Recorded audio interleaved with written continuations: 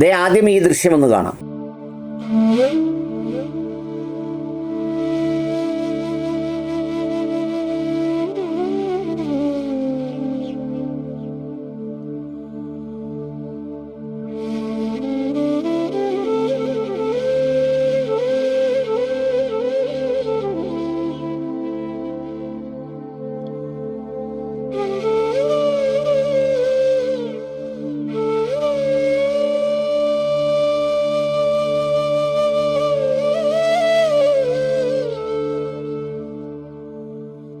കേരളം വല്ലാതെ നെഞ്ചേറ്റിയ ഒരു ദൃശ്യമാണിത്. കഴിഞ്ഞ ദിവസങ്ങളിൽ സാമൂഹ്യ മാധ്യമങ്ങളിലൊക്കെ കറങ്ങി നടന്നു.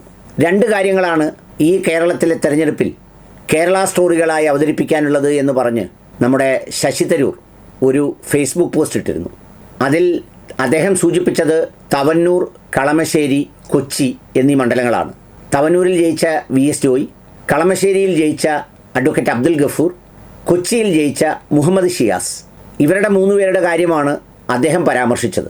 പക്ഷേ അതിനോടൊപ്പം തന്നെ പരാമർശിക്കേണ്ട മറ്റൊരു സ്ഥലം കൂടിയാണ് വാമനപുരം, അതുപോലെ തിരുവമ്പാടിയും. എന്തുകൊണ്ടാണ് ഇതൊക്കെ പരാമർശിക്കേണ്ടി വരുന്നത് എന്നത് ഇന്നത്തെ കെട്ടകാലത്തിൻ്റെ ഒരു ദുര്യോഗം കൂടിയാണ്. എന്ന് വെച്ചാൽ നമ്മളാകെയും പണ്ട് കരുണാകരൻ്റെയോ ആൻ്റണിയുടെയോ അല്ലെങ്കിൽ ഉമ്മൻചാണ്ടിയുടെയോ ഒക്കെ കാലഘട്ടത്തിൽ അതേത് ജാതി ഇതേത് ജാതി എന്ന് പറയുന്ന ചിന്തയൊന്നും ഉണ്ടായിരുന്നില്ല. CHൻ്റെ കാലഘട്ടത്തിലും ഉണ്ടായിരുന്നില്ല. അന്നൊക്കെ അതുള്ള ചില പ്രമാണിമാരൊക്കെ മനസ്സിൽ സൂക്ഷിച്ചിരുന്നു എന്ന് വിചാരിച്ച് അത് തന്നെ ഒരു ക്യാമ്പയിനായി, അത് തന്നെ ഒരു പ്രകടനമായി, അത് തന്നെ ഒരു പോസ്റ്റായി, ലേഖനമായി, വാർത്തയായി ഒന്നും ഉണ്ടായിരുന്നില്ല. ഇപ്പോൾ കഴിഞ്ഞ 2 ദിവസമായൊരു വാർത്ത, 140 MLA-മാരിൽ 71 പേർ ന്യൂനപക്ഷക്കാർ. അതാണ് ഒരു പ്രധാനപ്പെട്ട വാർത്ത. ഈ ഇന്ത്യൻ പാർലമെൻറ്റിനകത്തെ MP-മാരുടെ എണ്ണം എടുത്താൽ ന്യൂനപക്ഷക്കാർക്ക് ഒന്നുപോലും ഭരണകക്ഷിയിലില്ലാത്ത സ്ഥിതിവിശേഷമുണ്ട്. അതാർക്കും ഒരു പ്രശ്നമല്ല. പക്ഷേ ഇവിടെ ഇപ്രാവശ്യം ഈ 103 എന്ന് പറയുന്ന അസാധാരണമായ സാഹചര്യത്തിൽ അത് 71 ആയിപ്പോയി. അതിൽ വിഷമിക്കുന്നവർ ഇന്നത്തെ മാത്രം നോക്കണ്ട, ഒരു 15 വർഷത്തെ ചരിത്രം ഒന്നെടുത്താൽ ആ വിഷമം അങ്ങ് തീരും. ഞാൻ പറഞ്ഞു വന്നത് അതൊന്നും പറയാനല്ല. ഈ കാഴ്ചയാണ് ഏറ്റവും കൂടുതൽ കേരളത്തിൽ കഴിഞ്ഞ ദിവസങ്ങളിൽ ചർച്ചയായ കാഴ്ചകളിലൊന്ന്. ഇത് ബിഷപ്പ് മാർ റെമജിയോസ് ഇഞ്ചിയാനിക്കൽ എന്ന് പറയുന്ന താമരശ്ശേരി ബിഷപ്പിനെ തിരുവമ്പാടി മണ്ഡലത്തിൽ ജയിച്ച മുസ്ലിം ലീഗിൻ്റെ കാസിം എന്ന് പറയുന്ന MLA വന്ന് സ്നേഹാലിംഗനം നടത്തുന്ന ദൃശ്യമാണ്. എന്തുകൊണ്ടാണ് ഈ ചിത്രവും അതുപോലെ തന്നെ തവന്നൂരിൽ VS ജോയ് മത്സരിക്കാൻ വരുമ്പോൾ ലീഗിന് 27 അല്ല 28 സ്ഥാനാർത്ഥികളുണ്ടെന്നും അതിലൊന്ന് VS ജോയി ആണെന്നും CK ബാവയെപ്പോലുള്ള മനുഷ്യർ അദ്ദേഹത്തെ മണ്ഡലത്തിലാകെ കൊണ്ടു നടന്ന് വലിയ ഭൂരിപക്ഷത്തിൽ ജയിപ്പിച്ച് മടക്കി നൽകിയപ്പോൾ അദ്ദേഹത്തെ തങ്ങളോട് നന്ദി പറയാനെത്തിയ VS ജോയിയുടെ വാക്കുകളൊക്കെ കേരളം ചർച്ച ചെയ്തിരുന്നു. എന്തുകൊണ്ടാണ് ഇതൊക്കെ വാർത്തയാകുന്നതെന്ന് ചോദിച്ചാൽ ഒരു 5, 6, 7 അല്ലെങ്കിൽ ഒരു വർഷമോ മുമ്പ് എല്ലാവരും വളരെ ഭയന്നിരുന്ന ഒരു സാഹചര്യം കേരളത്തിലുണ്ടായിരുന്നു.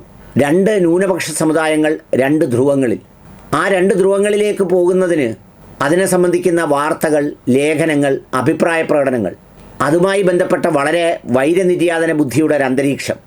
ആ അന്തരീക്ഷത്തിലേക്ക് കാര്യങ്ങളെ രാഷ്ട്രീയമായി എത്തിക്കുന്നതിന് വേണ്ടി ശ്രമിക്കുന്നവർ അത്തരം എല്ലാ സാഹചര്യങ്ങളെയും മറികടന്നാണ് ഇത്തരമൊരു ഇലക്ടറൽ വോട്ടിംഗ് അലയൻസ്, അതൊരു ബോധപൂർവമായ സംഗതിയൊന്നും ആയിരുന്നില്ല, സ്വയം തിരിച്ചറിയലിൻ്റെ അടയാളത്തിൽ അങ്ങോട്ടും ഇങ്ങോട്ടും എടുത്തൊരു നിലപാടിൻ്റെ ഭാഗമായിരുന്നു.